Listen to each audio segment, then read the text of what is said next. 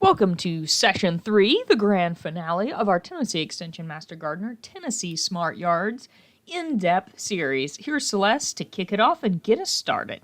And just wanting to do a quick recap of our breakout sessions that we had at the end of last week's session, because I know we didn't have a lot of time to review that as a group. So let me share that real quick here with y'all. So everybody should be seeing that with me right there. And so I went through the chat box and just kind of tried to synthesize everything you all had put in there, put the thoughts into those group categories. Remember, we had breakout groups 1, 2, and 3 who focused on that education portion of the Smart Yards communities application, and then groups 4, 5, and 6 focused on the stewardship section of that application, and then groups 7 and 8 looked at the connection portion of that. And so this is kind of what we came up with. We had lots. I just wanted you all to know that you all were on the same mind waves. So we had lots of responses that were the same. And so I just kind of melded those all together so we could see a big picture here. So for that education section, we had ideas on doing in-person walkthroughs of gardens for to help enrich that education portion. Site assessment visits. We kind of had two different takes on this. So site assessment visits available for those who are individually certifying their properties, right? So they want someone to help. I feel like that's an area where master gardeners could be a lot of, provide quite a bit of assistance there. And then site assessments from another point of view, right? So once folks have become certified, they themselves would have the ability to go out and do site assessments. So that was one of those that kind of crossed the bridge from education to connection, connecting that education with the outreach portion. So I thought that was kind of neat that you all saw two different possibilities to take advantage of the same action there. Hosting events to attract people to the communities, right? So do DIY workshops, things like that. Had lots of great ideas. Host a booth at community events with displays, et cetera, et cetera. We talked a lot about that in the previous week. And then educating landscape professionals. So that is an area that, yes, has much needed. Not sure exactly how we would flesh that out, but is definitely on the radar. So good. We're glad that you all saw that need. Then we get into the stewardship section, and first and foremost, having realistic goals for the percentage of yards that would need to become certified in order for that neighborhood to be considered smart. So that was just one of several action steps. And remember, you picked two in each of these categories. So that might not even be something that your particular community or a neighborhood in general would even want to select. But if it is, we need to be realistic with those goals, and let's make sure to start small. So lots of good feedback on that. And then lots of ideas on how to reach beyond our own yards as far as implementing these stewardship practices in a community frame of mind. So hosting community installation or cleanup projects were some ideas you all had. Creating a Smart Yards attraction in a public space, like a green space, something like that. Concentrate on improving one specific aspect in a neighborhood at a time. For example, buried downspouts. So I thought it was neat. Maybe you could somehow incorporate that with the newsletter. If you were doing a newsletter as one of your education actions, you could install these step-by-step actions in the stewardship section. We'll say this month, we're going to focus on XYZ action. So I thought that was kind of a neat way to approach it instead of just telling folks, have at it, right? We're being very specific and we're narrowing down what actions we're focusing on as a community each month. So I thought that was neat. Featuring we already did that. Improvements to stormwater retention ponds aesthetically and functionally. So I know, especially in our more urban areas, when we have lots of subdivisions, we have lots of retention pond areas, and folks often want to turn those into recreational ponds, which was not their original intention. But I'm sure that there are some things that could be done to help those ponds perform at their highest peak and be a little more aesthetically pleasing as well. So those were some neat thoughts that you all had on the action steps for the stewardship section. And then we got down into the last final section about connection. And of course, we introduced these last week. They were really fun ideas. The t-shirt campaign, my yard is smarter than your yard. That was fun. Buttons, ask me about my smart yard. These would be things maybe that you could pass out or wear if you were hosting a booth at a garden show or an event or something similar to that. Bumper stickers for landscapers, I support Tennessee Smart Yards, stuff like that. Another idea was surveying those who participate in the training, but then do not follow through with certification to kind of figure out what's missing in that area. So that I thought that was a neat need that you all had thought of. Then creating friendly competition among homeowners and communities. That could be a cool way to create connection and kind of get it out there in front of more folks. Sorry about that, y'all. I didn't turn my sound off on my phone. But that would be neat, coming up with different challenges, amongst those communities or neighborhoods. And then lots of ideas for social media promotion and involvement. How can Tennessee Smart Yards improve homeowners' property values? Focus on a lot of different angles there for those social media promotions. And then doing like short challenges via social media as well. And that had been brought up the week before. And then the last one that we actually was kind of new on the docket was information packets for schools. Let's kind of think in the mind frame of ecology clubs, conservation clubs, FFA, 4-H. Once you get into middle school and high school, they have lots of focus areas and concentration clubs and things like that. So it would be neat if we had something put together that could help with connection in that way. So just wanted you all to know that you all had tons and tons of great ideas. We have compiled those, put them together, and we're certainly going to be thinking of ways and involving you all in implementing some of these practices. And we've already done so for some. So with no further ado, let me stop sharing my screen. I'm going to let Natalie introduce our guest speakers today, and I'm just going to let them take the floor for a while, okay? All right. Thanks so much, Celeste. So the cool thing that we have for you today is literally a presentation by some of our volunteers here from Knox County. And so Sarah and Mona are going to be the bulk of the presentation today. And to give you a little snapshot of what they've been doing over the past few months, they're relatively new master gardeners. And when they came into the program, this was attractive to them and they saw the potential for how this could be used in their communities. And so they have run with it over the course of this year. I, along with Andrea Moore, has had the opportunity to interact with them as they've been developing this presentation. They've tested it on their local group. So I know we have some other Knox County volunteers who may have heard this in different versions. And so it is just really an exciting way that you all, with your own knowledge and experience and background, are making this program your own. And so I can give a personal story that when I heard them give this the first time, it was so much fun for me because what I was hearing was the personal elements and the elements of integration, right? They presented it different than I would or different than Andrea would because it's they're living in those communities and thinking about how this can be shared with their friends and neighbors and how it can be used to build stewardship in our communities. So I'm just really excited to give y'all the opportunity to see some of your colleagues across the state and what they have done with this program. I think Mona is not quite 100% today, and so she is going to be chat log conversationalist, and I think Sarah is going to be our main presenter for today. But this is definitely a team effort that has been really a lot of work, but I think also it's already delivered some great dividends in Knox County, and they're excited to share it with you. So Sarah and Mona, take it away. The floor is yours. We're so glad to have you this morning and that you're willing to share this with everybody. Thank you so much for having us. Typically, Mona and I are, you know, two peas in a pod about this whole thing. So you won't hear from her as much vocally today, but everything we've done has been, you know, integrated together as a team. We give this presentation as a team. So I'll tell you a little bit more about how we came to create the presentation. And then I'm actually just going to walk you through the whole thing. It's about 30 minutes.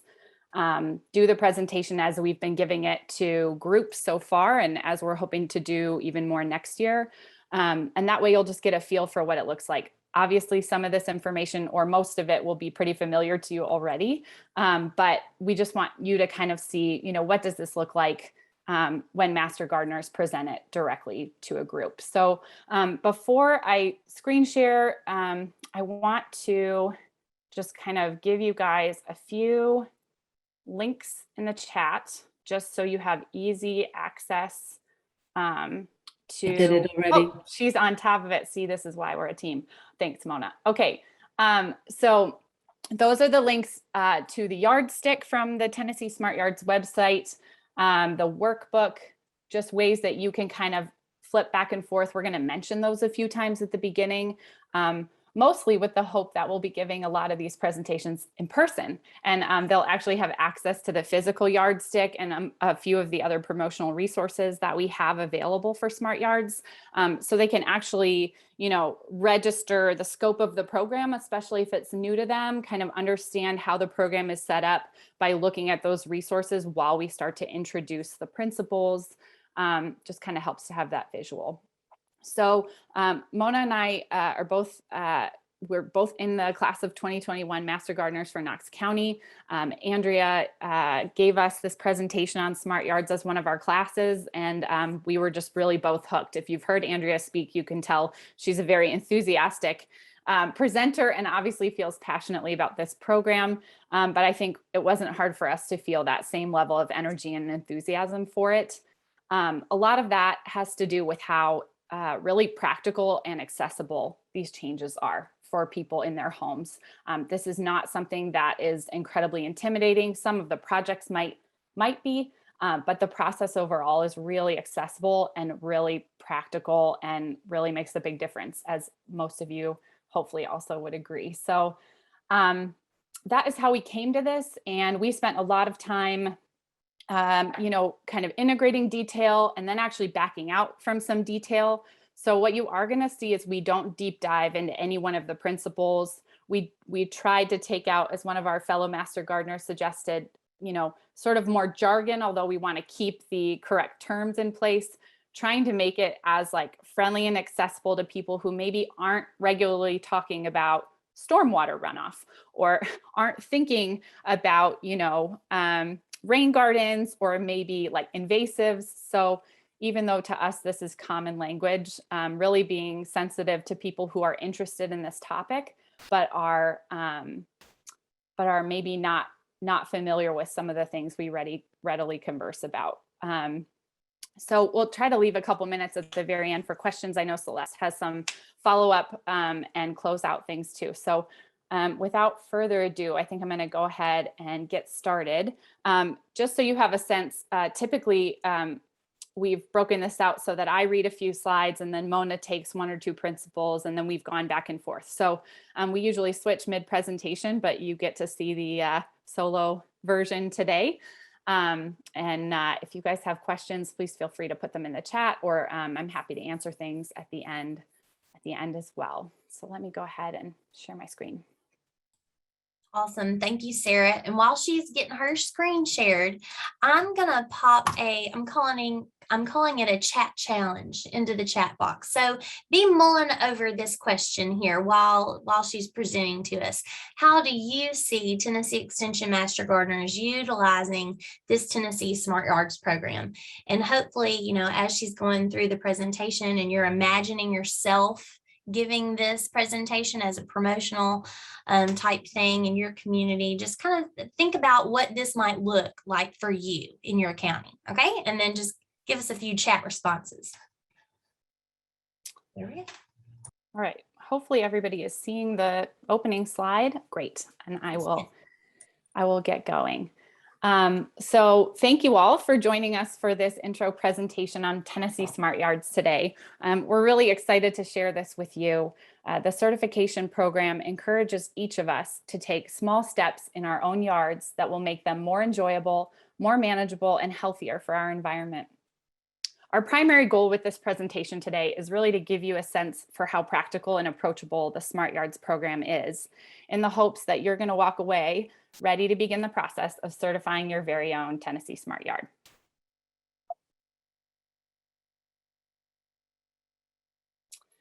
The elements and actions that make up a Tennessee Smart Yard are things that take a little thought and benefit not just ourselves, but our families, our neighbors, and our communities in really lasting ways.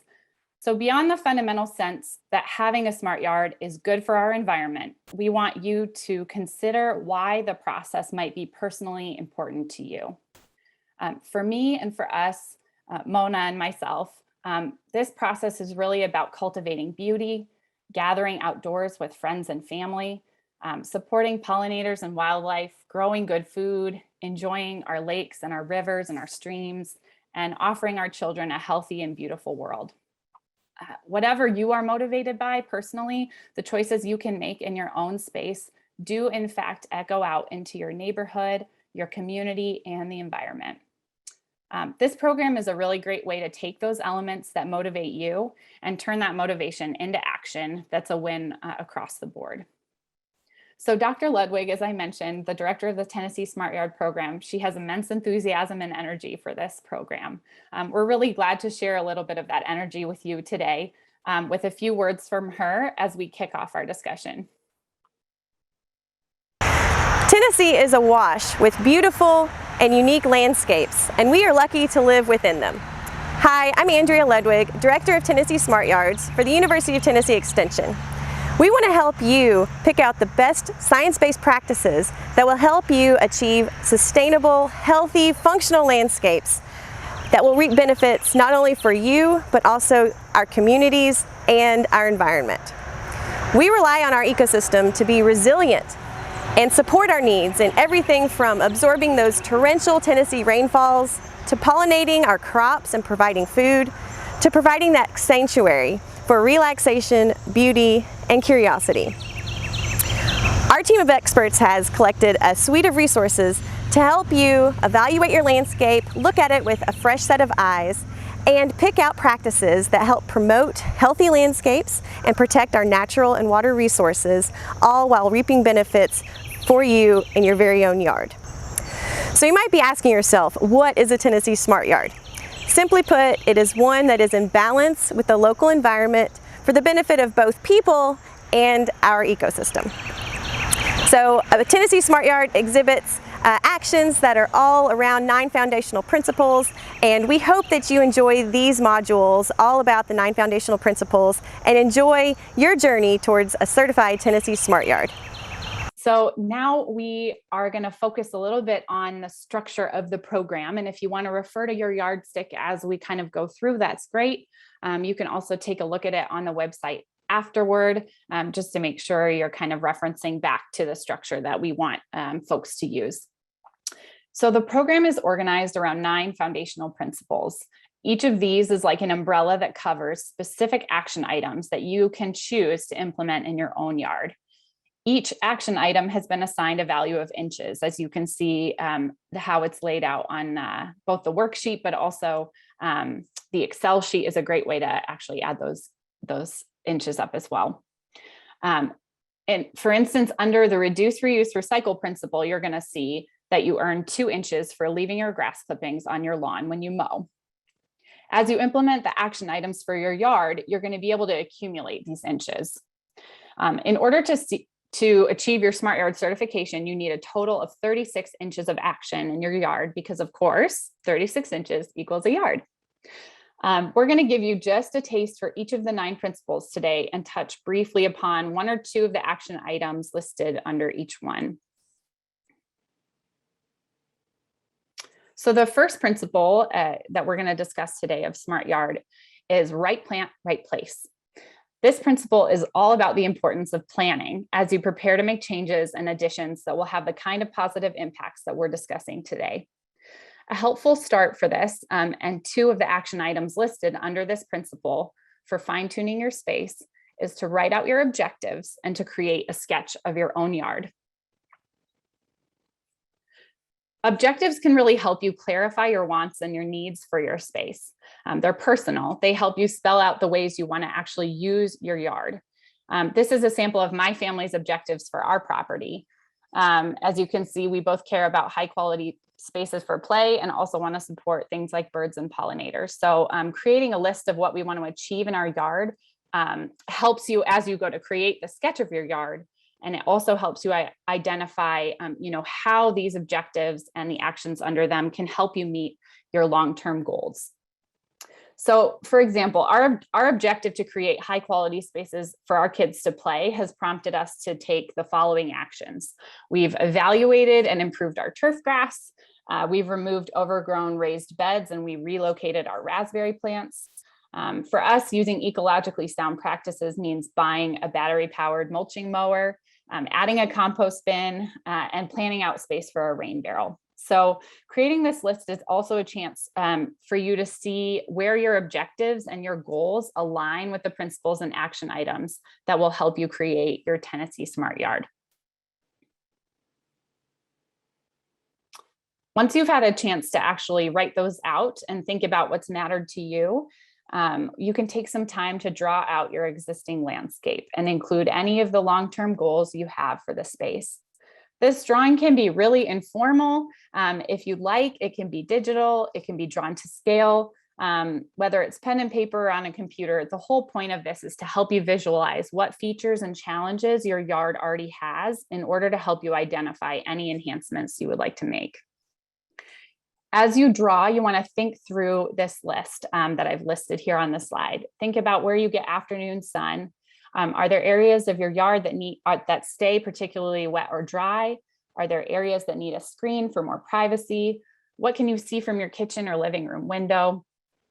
When you imagine your yard with these questions in mind, it can really help you plan for things like planting new planting bed locations, veggie gardening, shade trees, and any kind of pollinator and wildlife support you want to add.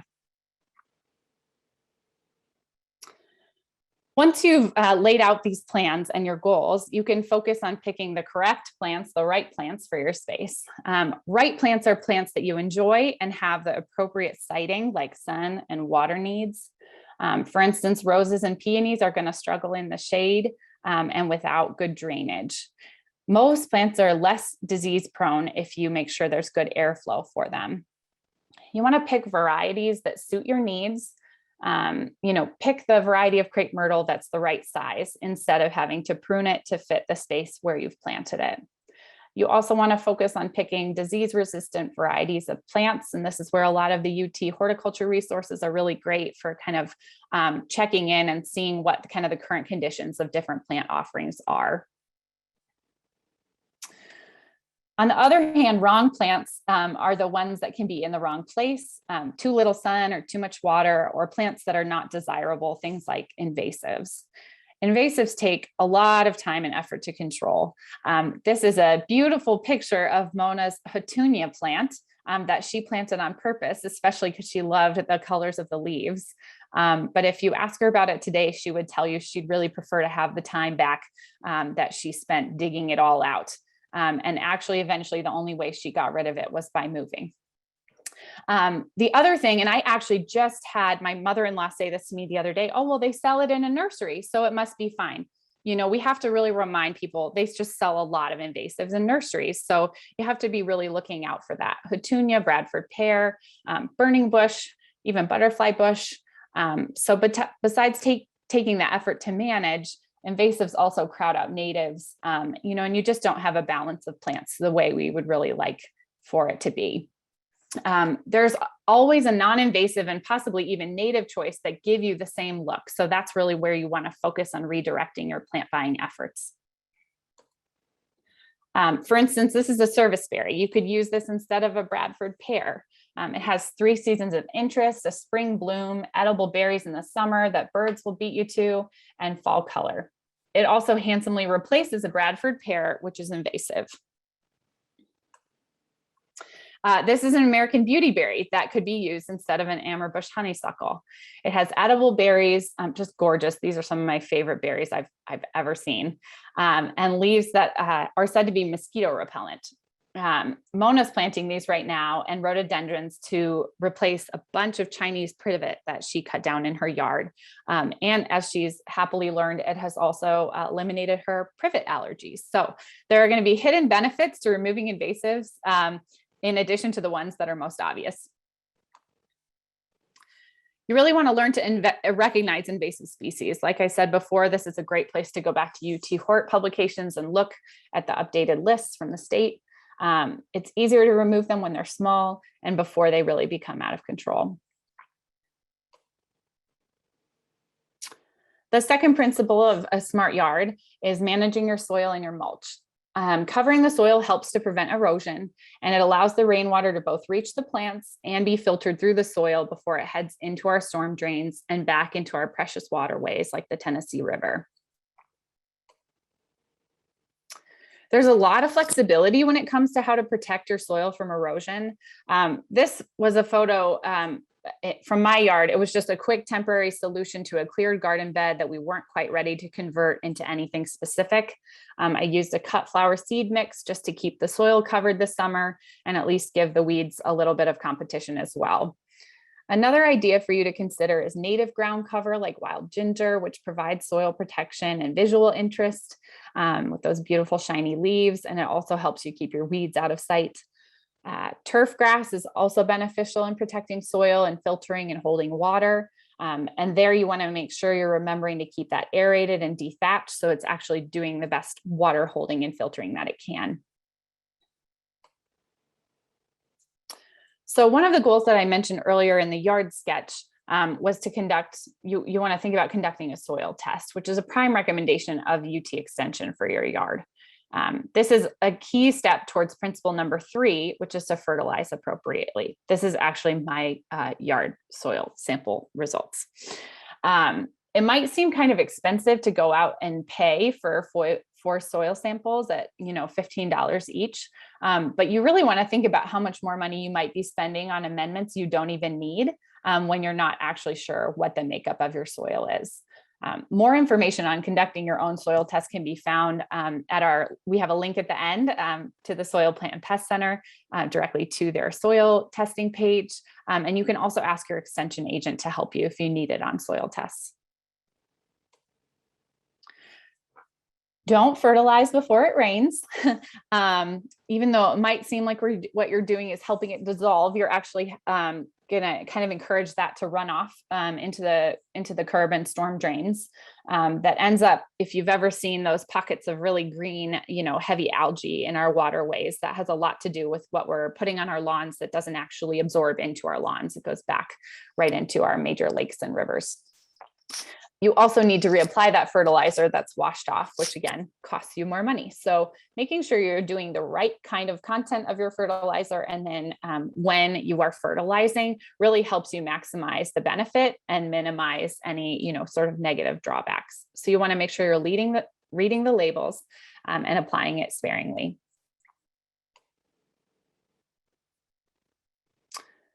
Our next smart yard principle is to water efficiently. Even though we're seeing upwards of 50 inches of rainfall here, it's not going to fall 1 inch a week as we would prefer it would in our yards. One of the action items you can take under this principle is to get a rain gauge and use that. This is my cute little frog rain gauge. It's an easy visual reminder of whether you need to offer your grass and plants more water. I've also found it really useful if you're out of town for a few days or a week and you just can't even remember if it's rained. This is a nice way to just go out and check and make sure you're emptying it weekly so you can accurately gauge how much water has fallen. As you're going to notice from the setup on the Smart Yard yardstick, this principle has one big project, which is to install a rain barrel. But the rest of them are really simple adjustments that take a little time and effort and really can transform the way you're using water in your yard. Here's that big project. So a rain barrel is a great way to manage that rainfall. Because you're capturing rainwater, you also have to use less municipal or well water, which will save you money.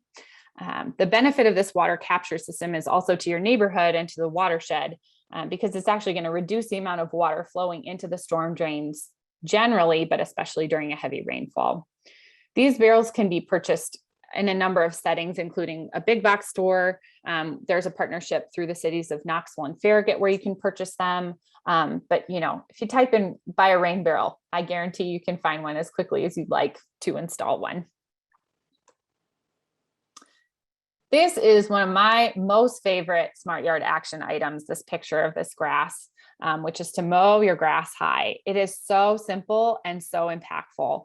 When I saw this in one of our classes, it just really resonated. So your lawn mowing height and your root depth are closely related. This is from a trial done at Oregon State University that looked at how deep the turf grass roots were in relationship to how tall the grass was cut. It's pretty easy to see how much of a difference that extra 1.5 inches made. This is beneficial in reducing our watering needs in our yards, as the deeper roots will hold more water for longer. There are different recommendations for mowing heights depending on your turf grass type. So you definitely want to make sure you're mowing appropriately for the turf grass type that you have. You also want to be checking your mowing settings and looking at your mower manual to make sure that the setting you have your mower on is actually corresponding to the height in inches that you're looking to achieve. You want to think about using a mulching mower because that helps put the important grass clipping nutrients right back onto your lawn. And if you're using a lawn care service, you really want to talk to them about the mowing height they're using and if they can possibly adjust to a higher setting as well. One of the simplest things that you can do in your yard is just to spend time in it, to appreciate the lovely passion flower with 3 bumblebees. This is both so you can actually enjoy your space, and it also serves as a means of noticing what is going on. What bugs might you see on your tomato plants? Maybe you see a hornworm.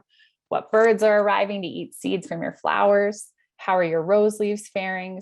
So you want to look for pests as you go through and diseases, and then you want to think through the appropriate level of control and eradication depending on what's going on. The more time you're spending in and around your yard, the easier it is to spot issues before they become larger problems. Things that you can notice. Is it particularly dry outside? Things like that. When you're dealing with pests, you want to think about what you're doing to manage them so that we're not harming helpful insects, especially our pollinators. An important note, the U.S. Fish and Wildlife Service just announced recently that the American bumblebee warrants Endangered Species Act protection. So, even though these are simple things we can do, we're really making a big difference for critical pieces of our ecosystems in our own yards. These are beautiful pictures from Bona's yard. And she was able to capture those 3 bees right on her beautiful passion flower. So the point is, you don't have to resort to a pesticide unless you really have an out of control problem. You want to be, sort of taking a gentlest hand approach on this front. If you have an abundance of aphids, you can knock them off with water spray. You could let the ladybugs and lacewings find them. You want to grow plants that attract natural enemies for pest populations, and they'll also attract pollinators. If you, for instance, spot an infestation of tomato hornworms, you can pick them off if there aren't too many. You could also let them be if it's just a small number. We also have a picture here to remind you that sometimes other bugs do the work for you. In the lower corner, you've got the braconid wasp laying eggs on your hornworm.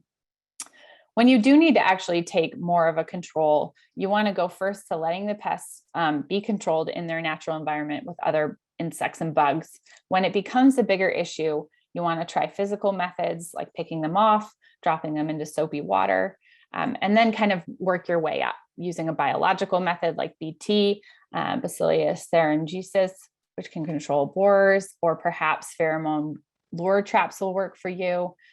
You really want to get up to the pesticides after you've tried these other methods. And you want to remember too that the healthier your plants are, the more resilient they can be against some of these pests.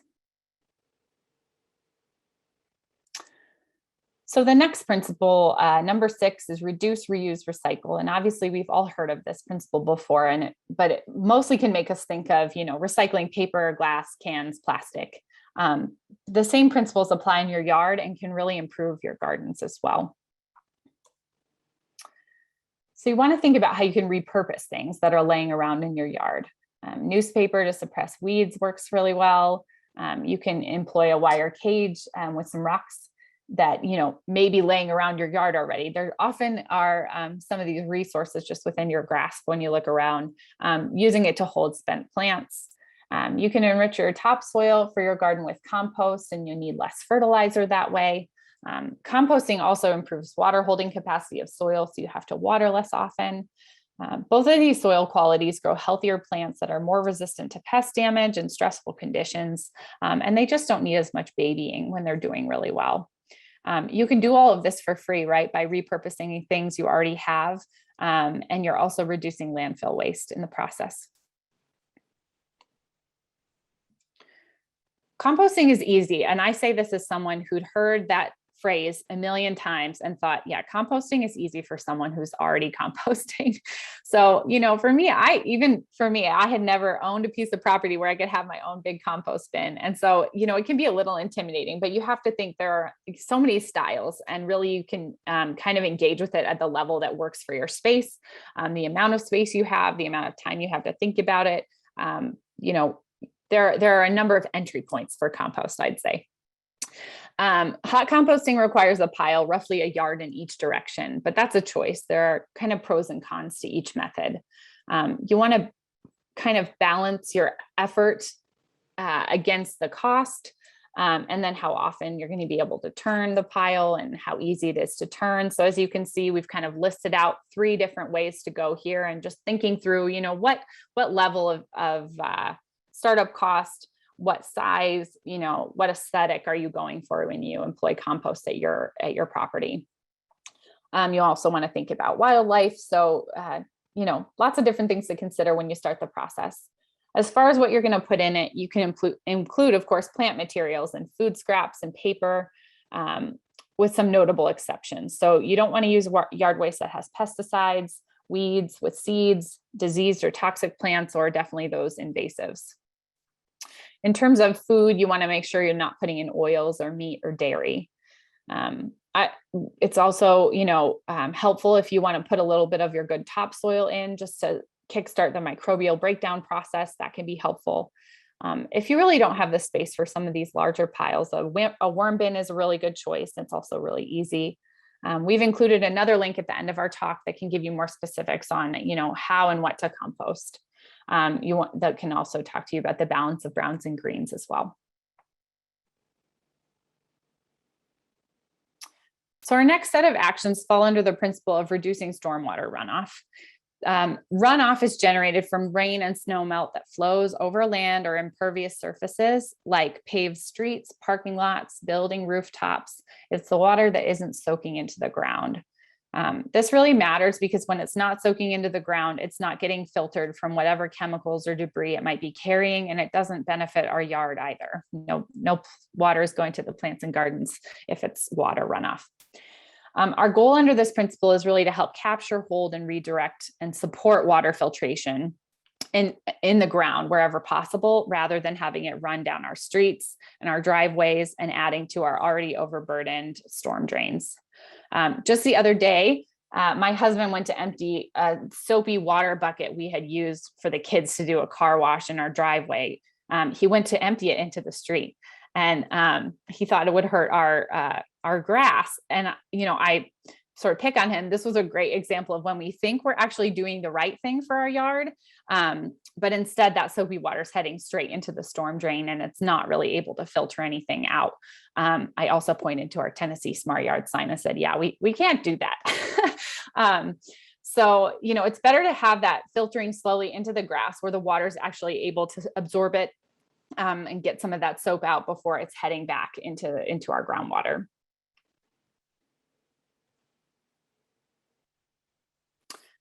Another really simple adjustment you can make is to identify where your gutters are directing water. If the water is exiting onto your lawn or into your garden beds, as long as it's flowing away from your home, you're really in great shape, and you can just check off those inches on your way to having a smart yard. If your downspouts are directed into the ground, you really want to take some time to investigate where they lead, where they end up. Sometimes the drains are just exiting further out into the middle of your yard, which is fine. Other times the drains are leading out directly onto the road, as in this picture on the right. And they're just ending up adding more to that stormwater system.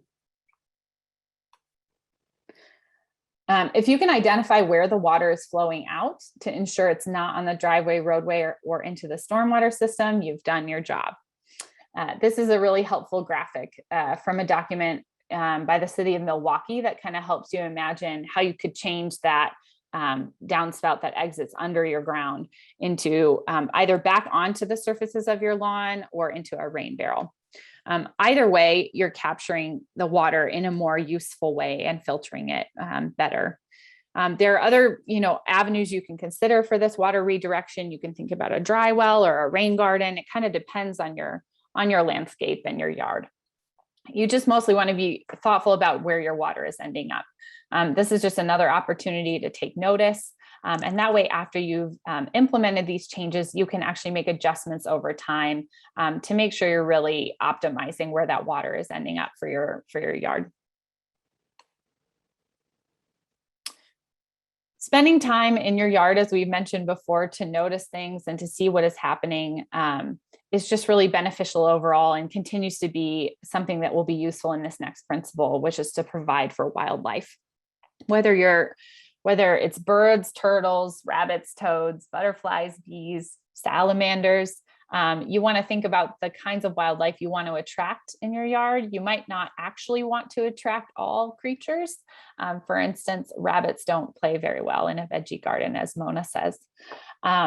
So you want to think about gentle ways to maybe deter the critters or creatures that maybe will cause more trouble than not in your yard. And then think about the elements for actually supporting varied wildlife. Those elements need to include food, water, shelter, and space. Shelter includes trees, of course, but many animals actually make their homes in shrubs, including birds. These creatures also need space. They just need to, space to be and to raise their young. Water can be a simple bird bath. This is a picture of Mona's beautiful pond. It might be something bigger like that, or a waterway that you live on. Remember, you want to keep the water fresh or in motion, or have fish in the pond to prevent disease and mosquito multiplication. You can also keep mosquito numbers down with the installation of a bat house. Food for wildlife can mean leaving seeds on plants after the bloom. Rose hips or sunflowers or coneflowers provide food in the winter when less is growing. A pond or a stream can be very soothing by itself, but watching wildlife interact with it and plants is an even, sort of better delight. What's good for the animals is often what creates a nice garden environment for ourselves. And again, that's kind of the whole synergy of this program, is that often what's good for the environment is good for us as well, and vice versa. Trees provide shade and windbreaks. Varied landscaping, is visually more interesting. Colorful and scented flowers make the garden better for us and for those pollinators that we're trying to attract. So our final principle, protecting the water's edge, really applies most directly to you if you live next to a waterway, like a stream or a lake or a river. It's a little bit more specialized, so we encourage you to engage with these inches if you are on such a property. But for everybody here today, we'd like you to be encouraged to go online. I think Mona may have put this in the chat as well, and find your watershed address. It really helps you to think about how your property is functioning within the larger watershed, and reminds you that even the smallest things you do in your yard, even if it's not right next to a river, do eventually echo across the larger community. And we have this link at the end as well. So now for the fun part. Hopefully, as we've been speaking to you, you've been thinking about what you're already doing in your yard and starting to generate ideas about what actions you want to start taking in your yard to make it more enjoyable and in tune with the environment. you've really taken the first step in the process of certifying by being here today. The next piece of the process is to navigate the Tennessee Smart Yards website, which we have listed here, tnyards.utk.edu.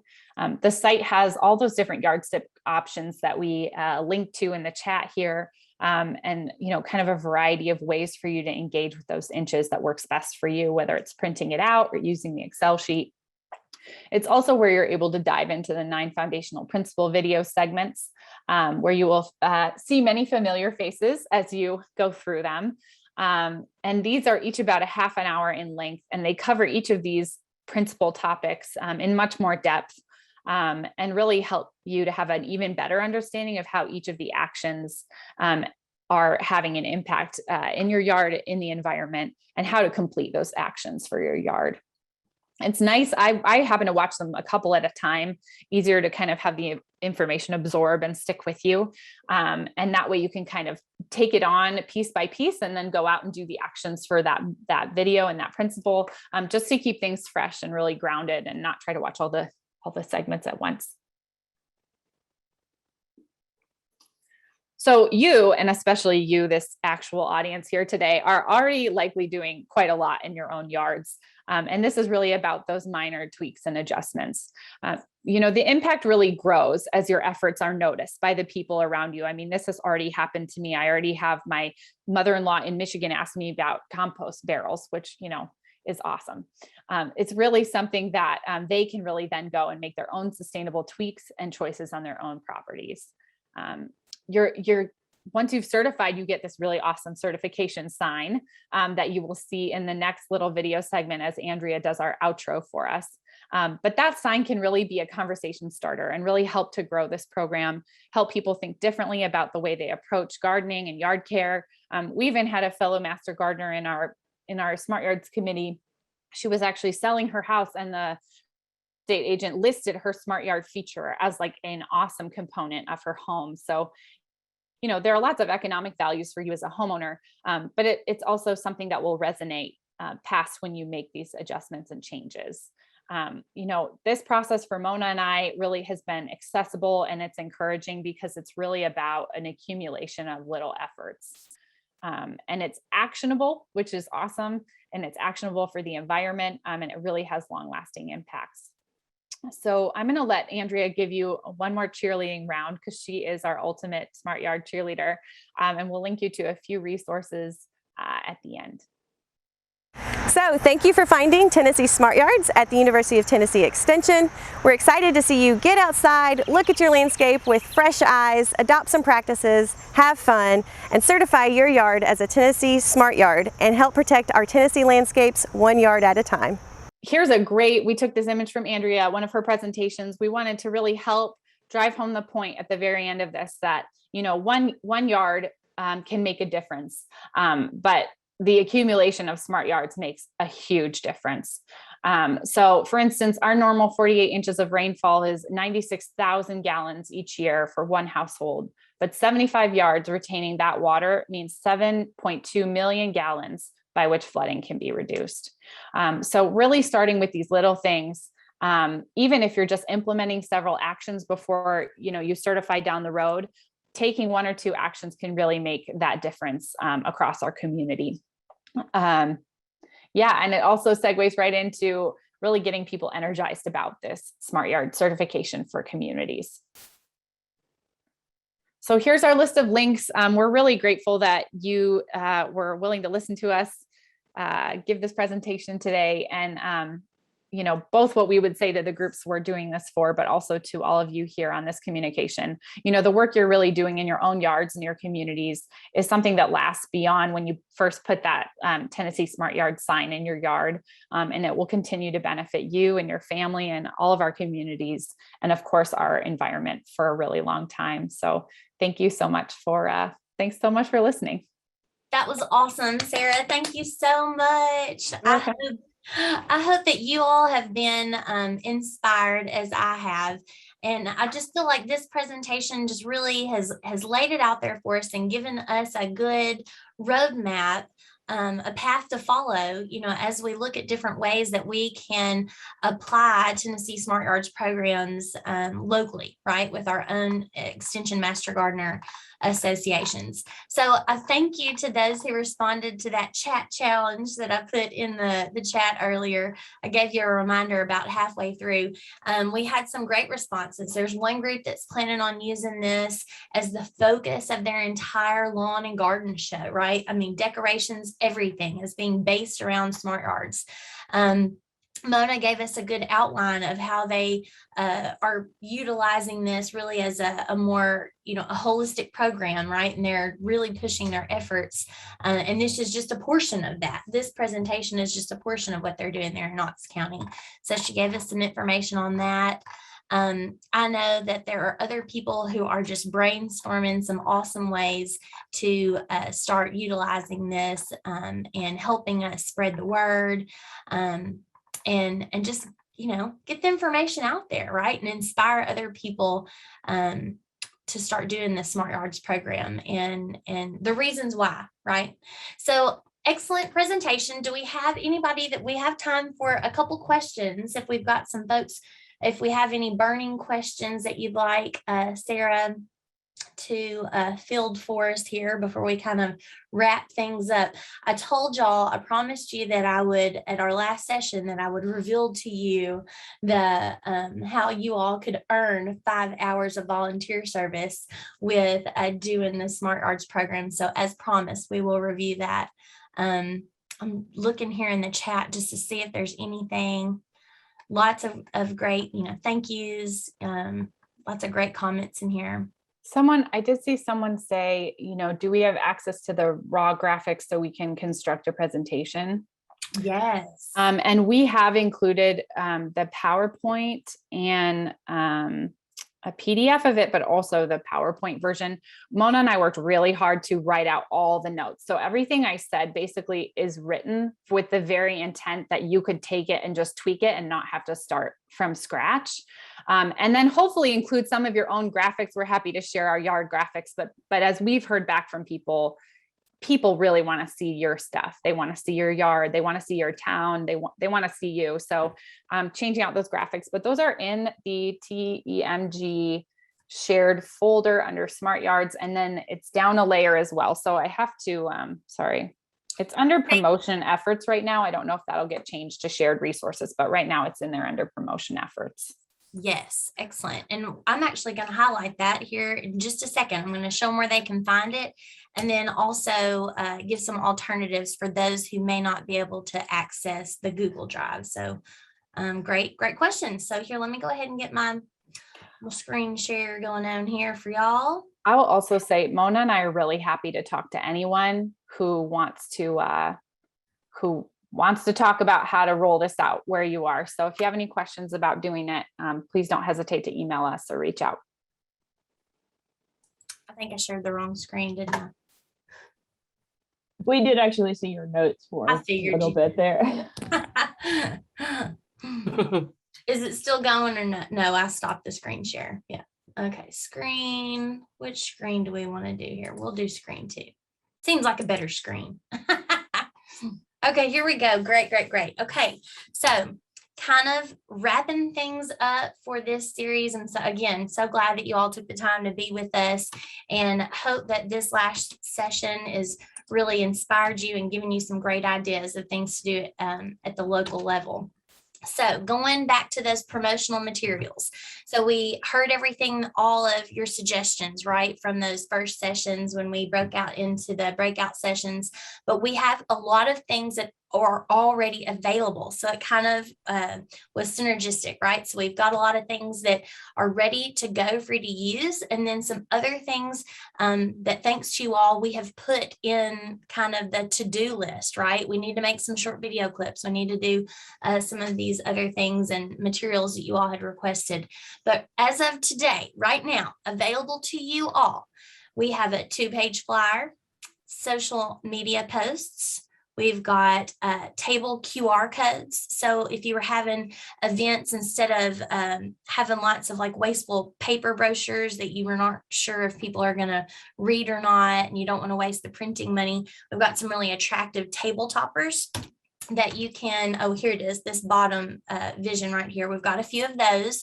You could just print those off and set them on your table. And that way, if folks are interested, they can take their smartphone, scan that, and it takes them right to the Tennessee Smart Yards website and all the information that goes along with that. You know, we had a good discussion about rack cards. So here is one side of our beautiful rack card that is already available. Isn't that gorgeous? So as you can imagine, it's like a third of a page. If you were looking at a page landscape wise, it's like that third section over there, front and back. So those are available for you all to print and use as needed. We also have a 3-fold brochure. It needs a few updates, a few tweaks, but it is ready to be used now. If you had to have it tomorrow, that's something that is there for you to use. So now, how do we access this? So we have all of this information, just like Sarah said, stored in the Cultivating Connections folder in our shared Google Drive. And I am pretty sure that some of you are probably already members of that shared drive. For those who are not, if you have a Gmail email address, we will, according to the folks who registered, for our event, we'll send you an invitation link to join that, because you've got to have a Gmail you've got to have a Gmail email address in order to have a Google account. So if you don't have that, we're not saying that it's not available to you. You've got two options. You could create a Gmail account that's just a faux account that you make up so you can have a Google access, or most of this stuff is in PDF format. And so Natalie said that she could compile that kind of into a zipped document and email that out to folks who do not have access to that Google Drive. So we have this information there. And yes, that PowerPoint, like you said, Sarah, I checked last night and it is in there. So if folks are wanting to use it, it's there ready for you. You could download it straight to your computer and then it's yours and make changes as needed. So all of this is ready. It's ready. Wants to get out there. Other materials that we have, the workbook and the yardstick. We've been getting lots of questions about this, folks asking if we have hard copies available. And so we do have a limited number of each of these available in Knoxville. Andrea has possession of those, and she and I discussed it, and those are up for you all, first come, first serve. But we are asking that you have commitments, right? So you have 10 people who are committed to doing this program. You request 10 books. We don't want to send out 50 of them and they're just going to sit on a shelf somewhere until someone decides they want to do Smart Yards. Does that make sense?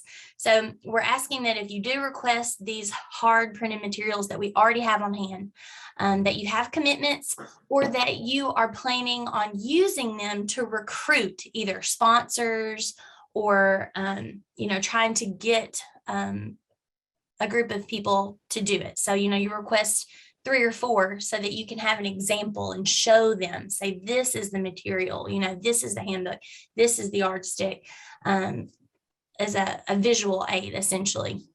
So those are available. Now, when we get to the point that we run out of those, because like I said, they are limited, like we don't have many of them. These were all from the initial printing.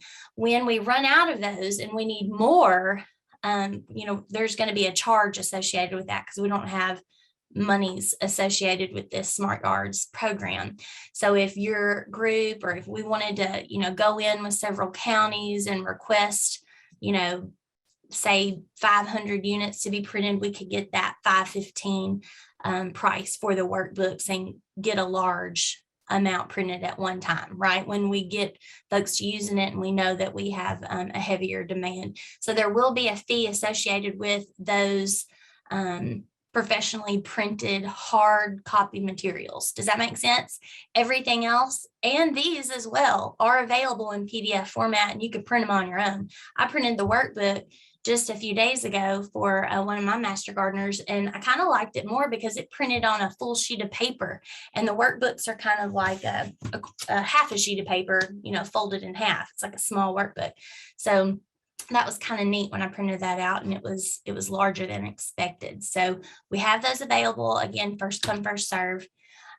Now, you remember we talked about creating a photo library and how we were going to use master gardeners to help us do that. So we are, and this is that final piece of the puzzle, how I said that you all were going to be able to earn service hours for participating with this Smart Yards program. So obviously, to get your 5 hours of education, you view those modules as we have discussed in weeks prior.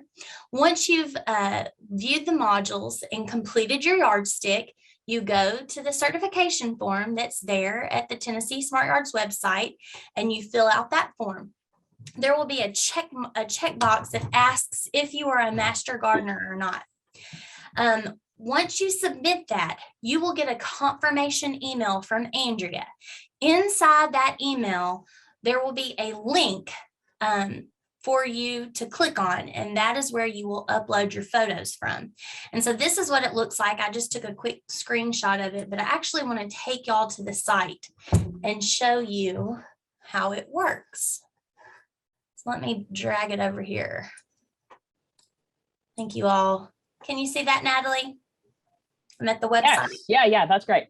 Cool. Okay. So this is what it will bring you to once you click on that. I'm just going to do it as an example. Type in your name, Celeste Scott, and it's going to ask you your location. And this is really cool because as we submit photos, it's going to connect locations with where all these photos are coming from. So we're going to, in the end, be able to look at a map at any given time and see where the concentrations of these pictures are flowing in from. So to do that, you just type right here in this map area. It says find address. You just click it right there. I'm going to put my home address, 470 State Route.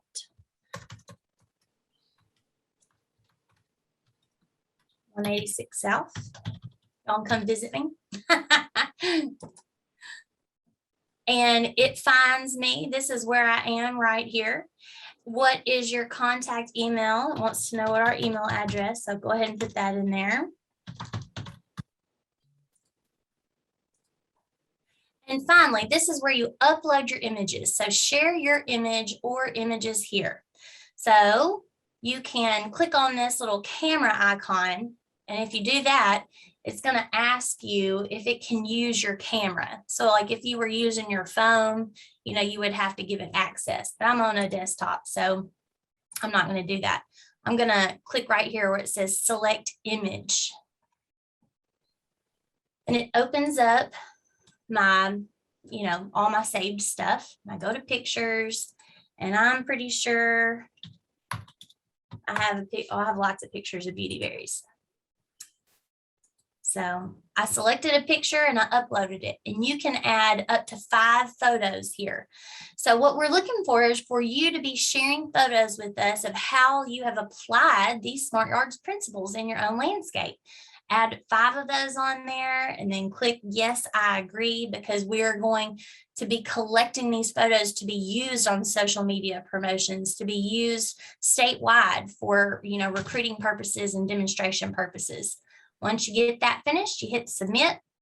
And Celeste, I just want to jump in there and say, so when you're uploading those photos, think about the easiest way that we could use them, right? So like put in the title, this is Smart Yards practice, 3 or 5, you could rename those files so that they are the most usable for us as we download those, because, that makes sense. Plant name is useful, but if you name them by your practice, then we know we're doing the right thing. Exactly. Oh, I hadn't even thought of that. That's an excellent thought there. So that is what we ask you all to do. Once you've completed that, you get to go ahead and count 5 hours of service, because we are assuming that you spend a considerable amount of time applying principles in your landscape, and you turning in these pictures is, evidence of that time spent. Does that make sense? Does anybody have any questions?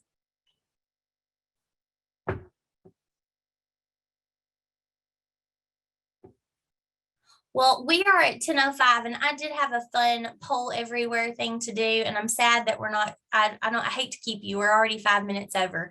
So I won't do that. And let me escape out of here. Hey, you want me to just send the poll everywhere in the follow-up email? Oh yeah, that'd be fun. Yeah, that'd be because that way cool. people can still do the word cloud. Yes, that'd be awesome. So we'll send that in the follow-up.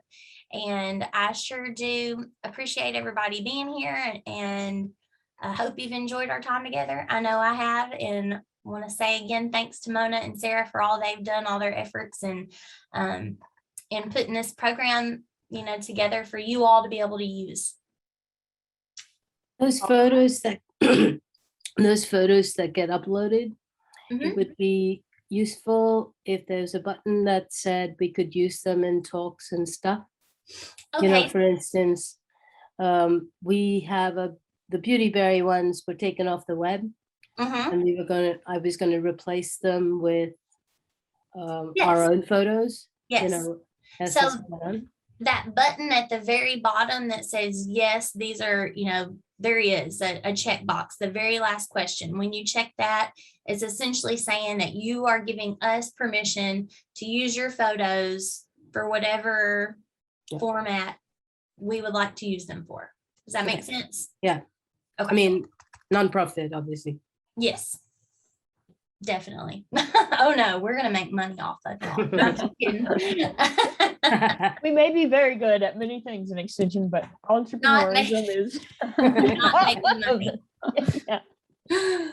No, we really appreciate y'all joining in. Special thanks to Sarah and Mona. That was an awesome presentation today. And I hope that this is just the beginning of the Smart Yards conversation. I really think that there are some great opportunities for us to continue to reach new people in our communities and have great environmental impact. So thanks again to Celeste and Andrea for doing all the footwork and putting this together. And thank you for attending with us for 3 weeks. We will have continued access to these videos and go out and make your yard smarter than your neighbors. Right? One of these questions in the poll everywhere that's coming to y'all asks if you might be interested in train the trainer sessions in the future. So I know we've been focusing on how to involve master gardeners with promoting Tennessee Smart Yards. And so now we're looking at opportunities to train you all to actually be presenters of modules. So I'm glad that you mentioned it, because I was going to say, since Carlton is here in Shirley Stewart from Hamilton County, that would be a great idea. I have a train the trainer program. In that way, those facilitators in each county can teach the Master Garden program and incorporate that maybe in the Master Gardening class or in the Saturday class also as well. So you're going to have mass participation in the state of Tennessee. Yes. Now, from me, I can tell Carlton, you can utilize my property as an example, and you can bring the Master Gardens to my property so they can see how I incorporated all those 9 steps, to become a Smart Yard qualified. That's excellent. That is so because perfect. I already went through the program 2 years ago, and I have the certification, so they can come through one day and we can show them how to incorporate this into their property or the place to where they want to have the Smart Yard set up. That's awesome. That's what we're going for. You hit it the nail on the head right there. So just all these things coming together for that bigger picture. That's awesome.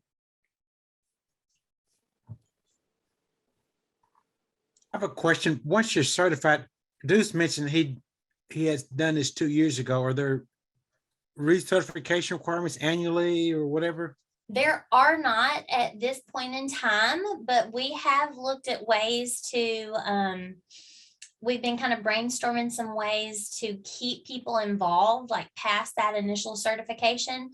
So we don't think that there are going to be any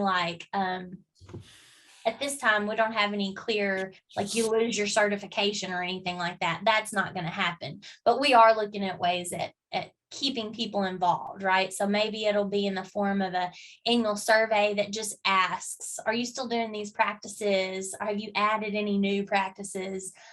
Things like that, just to keep it, on the mind. We had suggested even like a tour of smart yards. So to keep people engaged, to feel like, there was an opportunity for people to see your yard or go to someone else's and kind of have community building around, some kind of an annual or biannual basis for people to stay engaged. Yeah. Awesome. And a party. Party. Smart yard party. Yeah. That's always fun. Parties are fun. I need a party in my life. Let's have a party this weekend. All right, y'all. Well, I'm going to hop off. I've got another little meeting to go to. They keep us hopping with all these virtuals. So again, glad that y'all were all with us, and we'll see you next time. All right. Have a great afternoon. Thank Bye. you. Bye.